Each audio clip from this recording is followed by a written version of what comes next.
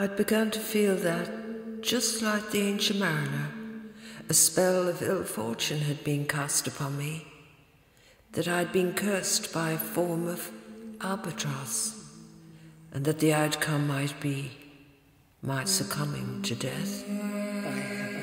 But death did not get me, though at times during those ephemeral days I might have almost wished for it. I was to live through a thing so strange, I still wonder at it. Sometimes it's hard to separate reality from fiction. I found myself being led to a cauldron of hell, presenting itself as heaven, abducted and taken from where I was to eternal happiness, everlasting paradise. I've never been so unhappy in all my life.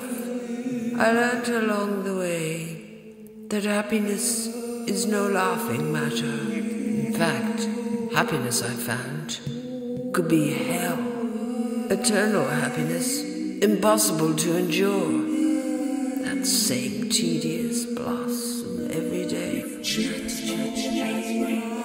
Beatitude. The experience began one night. It was getting late when I drove into the village of Vila Gama in the south of Portugal. It was so quiet, almost like the town of the dead. Not even the sound of the cicada could be heard in the silent air.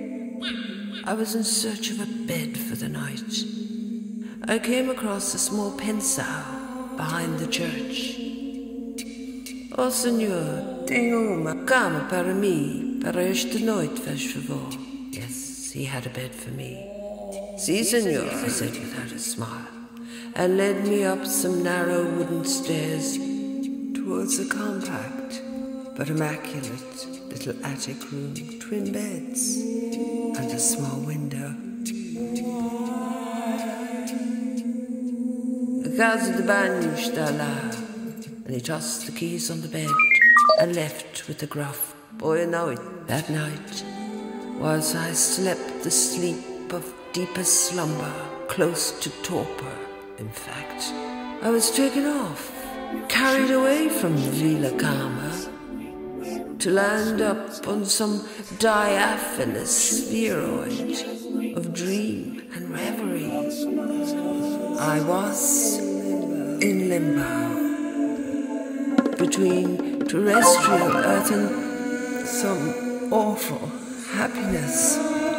And in that state of being came a voice. If trees only had wings, where would all the squirrels go? It made no sense at all, but it was as real to me as was that albatross to that unfortunate mariner. That voice, I tried to block it out. If trees only had wings, where would all the squirrels go? It would not go away. And then something clicked in my head. My brain lit up into a burning sheet of clarity. I had cracked the code of what the voice was saying. All this had a meaning that I could decipher now. I was being ordered to be happy. I no longer had a choice. If trees only had wings. It was as if a spell as strong as any albatross's curse had been cast on me. My chosen path was wrong, he said, and now I was being led to the right one. If trees only had wings. If trees only had wings. I felt unsure as I journeyed to nirvana and my happiness.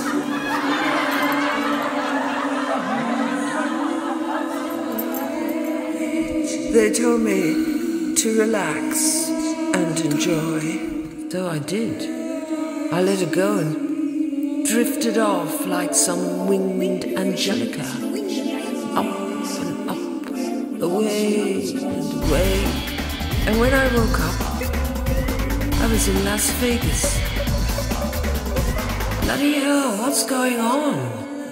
If trees only had wings, where would all the squirrels go? Voice again. It had followed me to paradise, to bliss. I shall be happy. To happy land. Nirvana. Nirvana. Yes, this is Nirvana, all right. Lit up at night. Enjoy paradise. Looked around me, blinking in all the bright lights, cleaning the windows. And yet, I tried to smile. I didn't want to come over as not being, a sport and all that. I was dazzled by the lights. Here, after all, was happiness. I walked the streets and looked at everything in wonder, but I did not feel that happy. Yet the voice kept telling me that I was here in paradise. Yes, here was my nirvana, that highest state of happiness that had no yesterdays and no tomorrows, just lots of now. And I was here, and I was going to be happy. Here, where lights are bright and never-ending and never-ending. I was in a hellish roller coaster, being carried hurtling towards happiness. Oh, if trees only had wings, but try as I might, happiness eluded me. Like that ancient mariner, I felt trapped, tossing on a heavy sea, a sea of lights and crashing sounds. I was drowning in misery. What kind of heaven was this that made me feel in hell?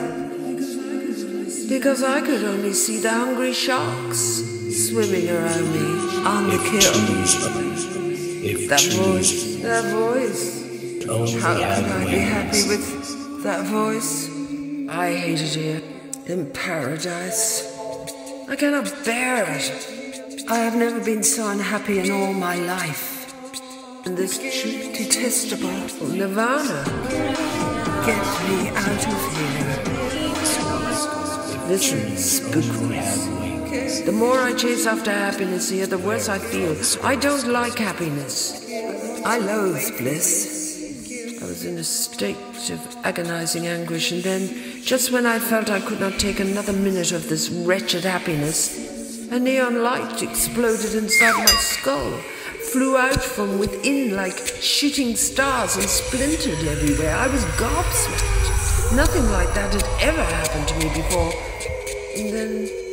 And then when I opened my eyes, I heard birdsong, and sat up and looked around me, and I was in the little attic room, and all was calm and still. A great weight lifted up from me. I lay there, feeling happy. I felt happy. Bon dia, said the old man. Bon dia, I replied, in jocular perkiness. Who needs nirvana anyway, eh? The old man looked quizzically at me. But unlike that ancient mariner, I was free to leave, and leave that spell behind. I had no albatross to worry me.